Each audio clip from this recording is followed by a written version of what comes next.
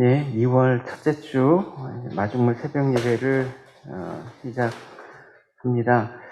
저희들 계속해서 2022년 한 달 또 정신없이 갔는데 2월 달도 정신없이 갈 것 같습니다. 그 정신없는 와중에 주님께서 우리의 정신줄을 항상 잡아주시기 때문에 오늘도 저희들 이 자리에 무사히 나온 줄 믿습니다.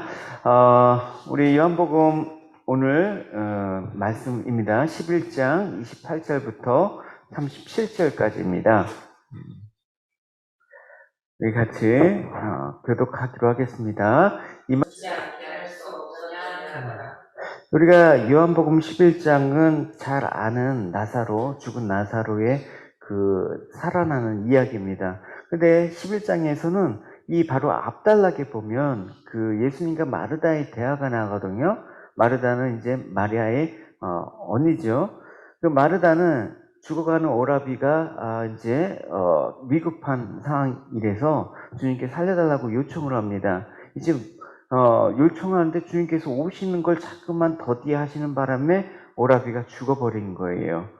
그 상황에서 이제 모든 것이 끝났다라는 인식을 갖고 있는 차에 예수님께서 드디어 도착하셨다라는 소식을 듣고 마중을 나갑니다. 그런데 예수님을 만나자 마르다가 무슨 소리를 했겠습니까? 주님 어서 오십시오. 이렇게 뭐 환영하는 뭐 그런 마음보다는 주님께서 여기 계셨더라면 내 오라비가 죽지 아니하였겠나이다 라고 말을 합니다.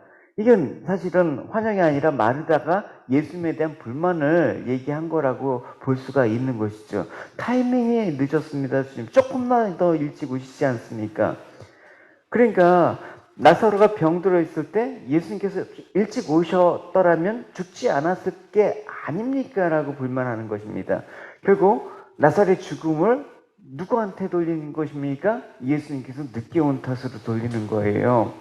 이런 마르다의 불평에 대해서 예수님께서 말씀을 하시는 거예요. 내 오라비가 다시 살 거야 라고 말을 합니다. 이 말씀에 대해서 마르다가 압니다. 근데 사는 건 아는데 마지막 날 부활할 때 다시 살 줄을 내가 아나이다. 압니다. 그 말은 제가 그냥 놓은 거예요. 마지막 날 부활할 때 다시 살 줄을 내가 아나이다 라고 말을 합니다. 결국 마르다가 내 오라비가 마지막 날 다시 되면 부활한다는 의미를 이해하고 있단 말입니다. 근데 이게 마르다가 가진 부활에 대한 생각이고 이 생각이 마르다뿐만 아니라 오늘날 우리가 갖고 있는 부활에 대한 보편적인 사고라고 할 수 있다는 것에 문제가 있는 거예요.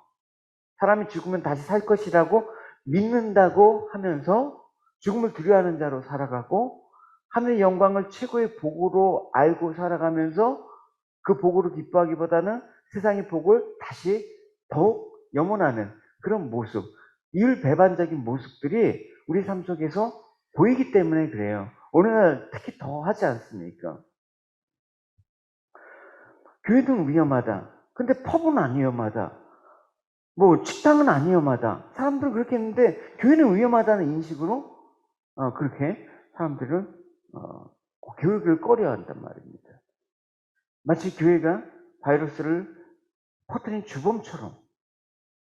어쨌든 이런 모습들이 부활에 대한 인식을 여러분 잘 생각해 보시면 마르다는 분명 부활에 대한 지식이 있었습니다. 근데 과연 그 지식이 마르다의 현재 삶에 어떤 영향을 미쳤는가? 우리가 지금까지 신앙생활했던 그 믿음이 지금 우리의 신앙생활에 어떤 영향을 미쳤는가? 과연 마르다는 부활을 아는 자, 주님께서 생명이라는 것을 아는 자, 죽은 자를 다시 살릴 거라는 것을 아는 자로 살아가는 모습이 보이느냐? 근데 그렇다 그러면 지금 오라비의 죽음에 대해서 말하는 게 조금 이상해요. 마지막 날 다시 살리는 것은 믿지만 지금은 안 된다라는 거예요. 지금은 주님이라도 어쩔 수 없다라는 거예요. 이게 여러분 그런 것 같지 않습니까? 지금은 내가 주님 믿지 않지만 나중에 믿습니다.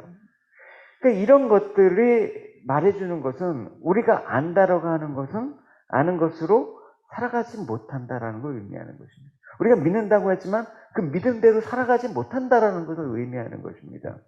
항상 믿음과 삶이 별개의 문제로 구별되어지는 거. 그걸 거룩이라고 얘기하지 않습니까? 구별이라는 것은 오히려 믿음과 삶이 구별이 없는 게 거룩이라고 저는 생각을 해요. 뭐 그냥 일반 삶이 믿음의 삶이고 믿음의 삶이 신앙생활이고 그게 거룩이죠.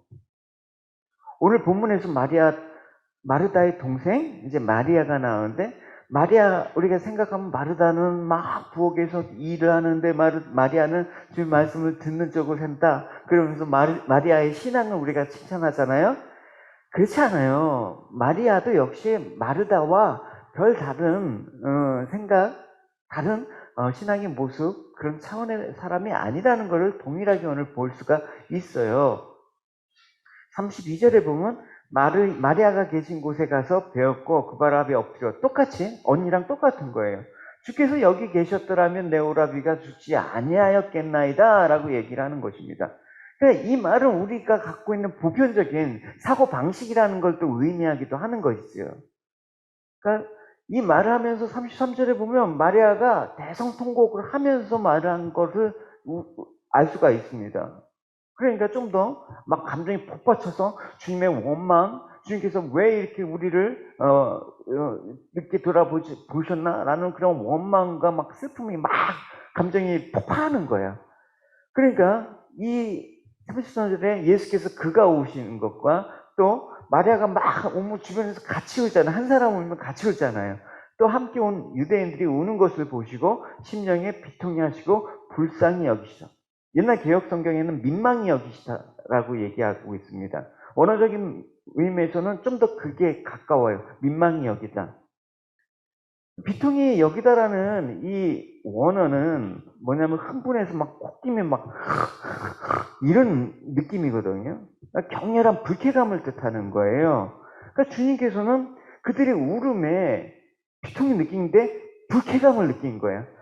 그리고 마침내 눈물까지 흘린 거예요. 여러분 이걸 잘 보시면 그들을 불쌍히 여기서 흘렸다 그러면 그들의 슬픔이 너무 컸겠구나라는 그런 안타까운 마음에서 우신 게 아니라 나를 왜 이렇게 못 알아주나 억울해서 우는 거예요. 여러분 주님께서 얼마나 주님께서 막 그 마음과 그 영혼을 향한 그 마음들을 사람들은 몰라줄까라는 그 생각 조금 더 가면 알 겁니다.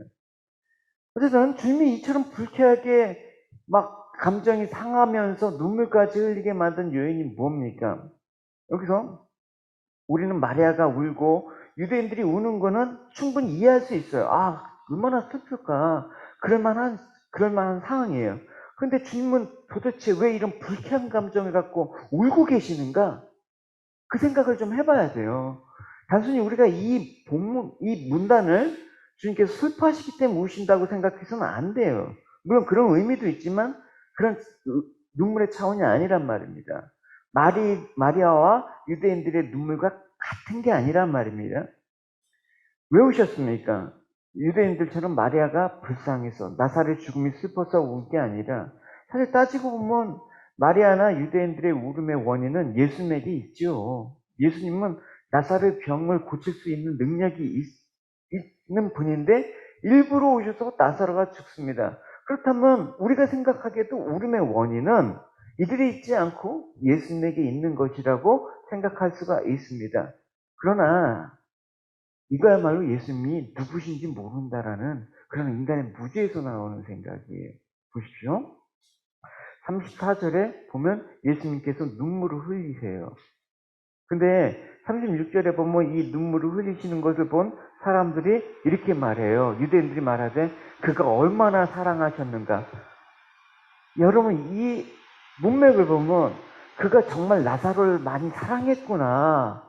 주님께서 나사로를 많이 사랑하니까 저렇게 울지라고 생각을 할 수가 있는데 그게 아니에요, 여러분. 왜냐면 37절에 보면 어떤 사람이 말하되 맹인의 눈을 뜨게 한 이 사람이 그 사람을 죽지 않게 할 수 없었더냐?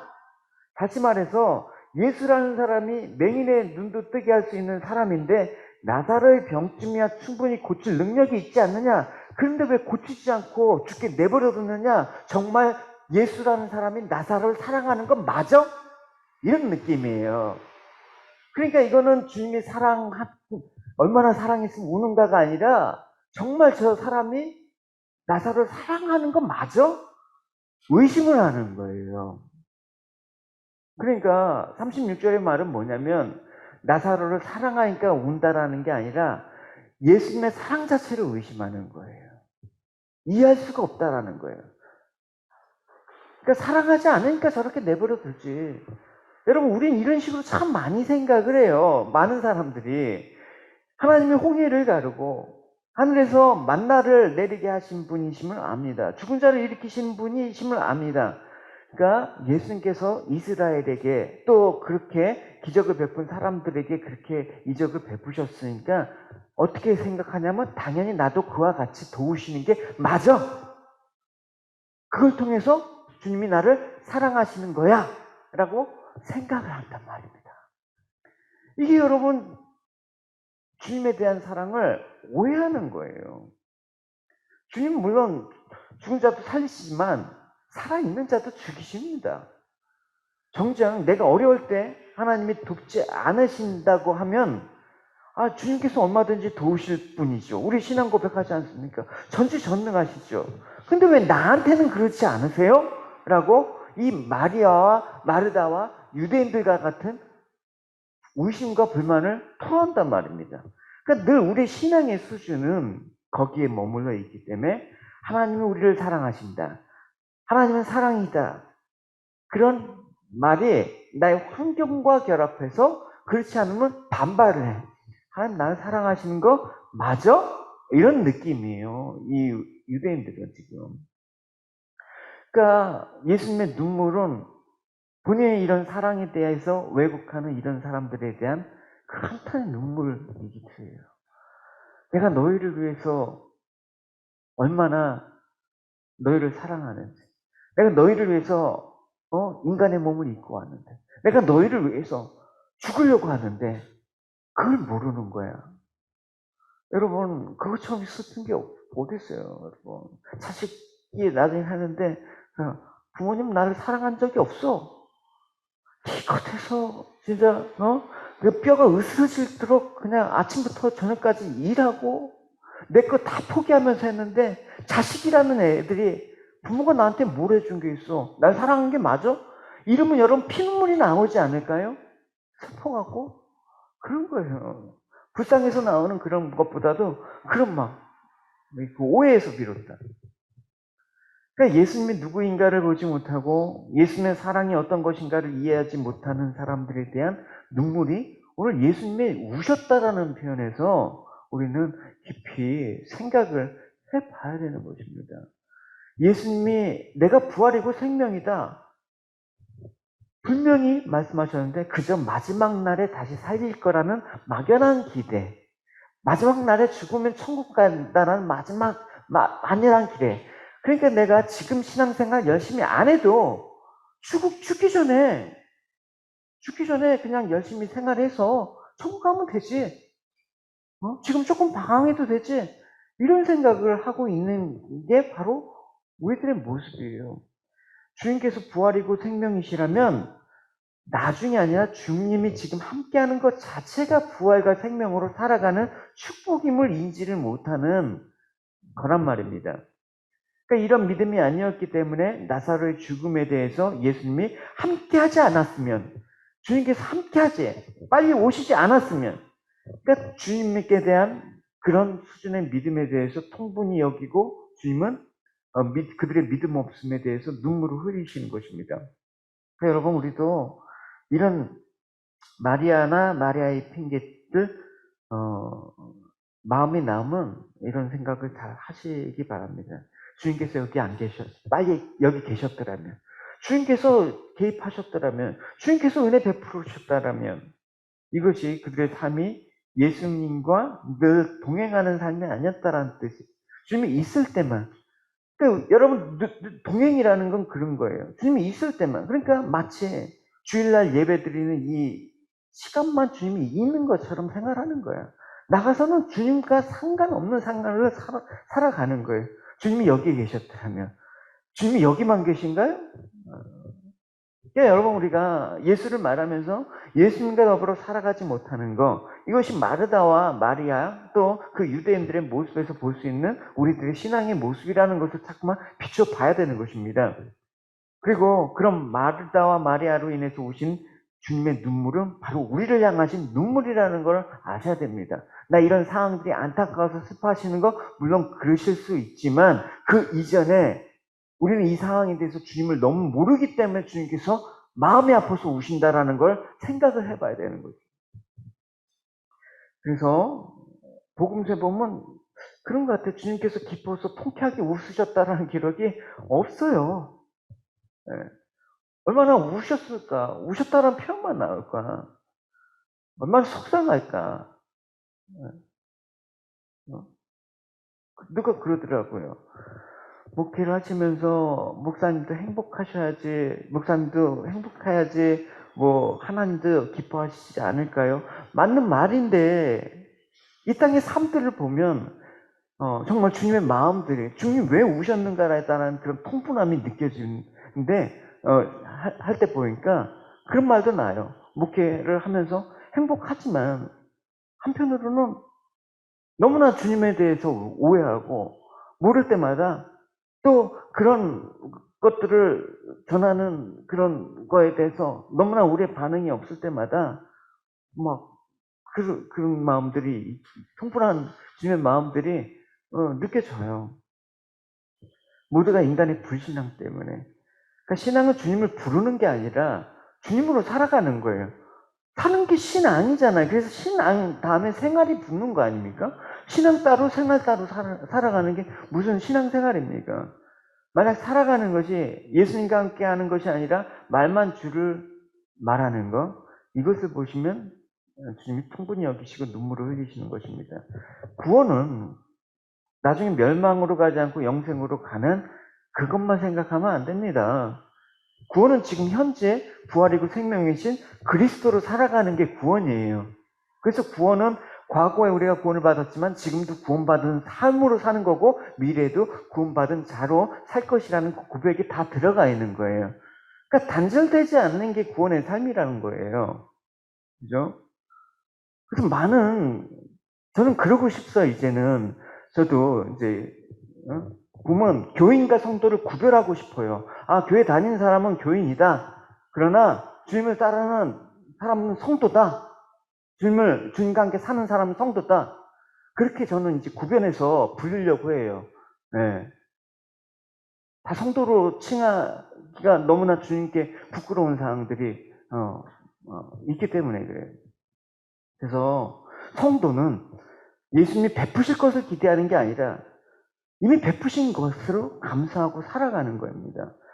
지금 장차 부활하실 것, 살릴 것을 믿는 게 아니라 지금 우리가 주님께서 살리신 자로 살아가는 거예요. 장차 천국에 갈 것을 기대하는 게 아니라 그리스도 안에서 이미 천국을 사는 자를 성도라고 얘기하는 것입니다. 부활을 기다리는 게 아니라 이미 부활한 자로 살아가는 것이 되어야 되는 것입니다. 그래야지 생명이 있죠. 그래서 그리스도로 인해서 누리는 그 참된 복을 지금 누리지 않으면 어떻게 여러분 우리가 장차 누릴 그 복으로 그것만 보고 현재의 고난을 이겨낼 수가 있겠습니까?